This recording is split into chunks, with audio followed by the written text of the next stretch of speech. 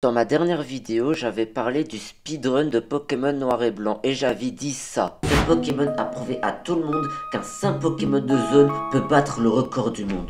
Sauf que j'avais pas précisé que Nidoking était le premier Pokémon non starter à avoir battu le record du speedrun.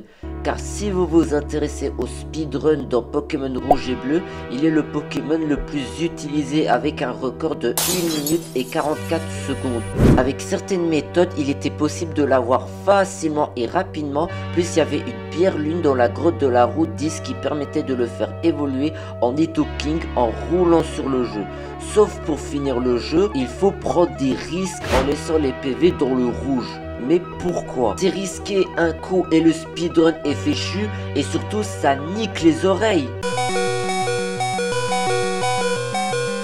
Il va la fermer sa gueule! Malgré ça, il est important pour battre le speedrun, car avec le son de la mort qui retentit, toutes les animations de KO et de level up disparaissent, ça permet de gagner des secondes à chaque combat et avec une chance incroyable, Pokéguy bat le record considéré comme impossible à battre. Ça c'est dans Pokémon Rouge et Bleu, mais quand on regarde les speedruns des remakes de la 1G, on le voit carrément pas, pourtant il est plus fort que l'original dans les remakes.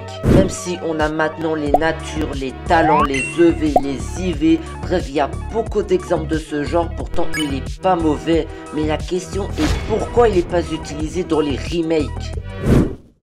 La première raison, les starters. Contrairement à l'original dont les starters sont nuls en stratégie, surtout traque au feu à cause de leur type ou encore leur move pool qui convient pas. Nul, Germain! Nul, sale nul! Alors que dans le remake, tout a changé, ce qui permettait de prendre que les starters qui gagnent 1 heure de plus que Nidoking qui prend 3 heures à finir le jeu. Surtout si on prend Carapuce. Ouais, c'est marrant. Oh! Grâce à leur talent, car contrairement à l'original, si votre Pokémon est à 1,5 de CPV, il gagne des boosts, surtout si l'attaque correspond au type du Pokémon, alors que Nidoking a que point poison. C'est nul! Déjà être empoisonné sont lents dans les animations, mais c'est plus lent d'avoir Nidoran dans le remake. Déjà le temps que tu récupères Nidoran, t'as le temps de fonder une famille, et dès que tu reçois le temps du speedrun...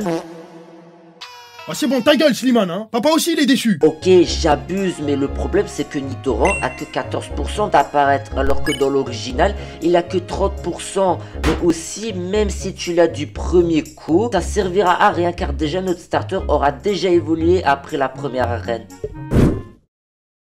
La deuxième raison, son move pool. J'avais critiqué les starters car dans l'original, leurs move pools sont...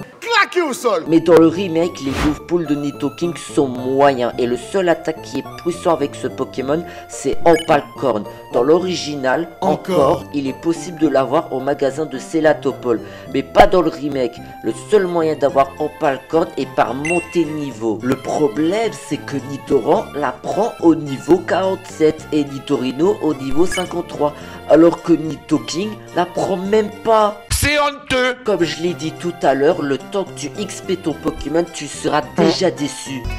Ah c'est bon, ta gueule Slimane, hein. Papa aussi il est déçu. Aussi, quand tu vois que Monsieur Mime est plus rapide que toi dans la catégorie Annie% et Annie 16%, tu dois te remettre en question. C'est pas très sympa.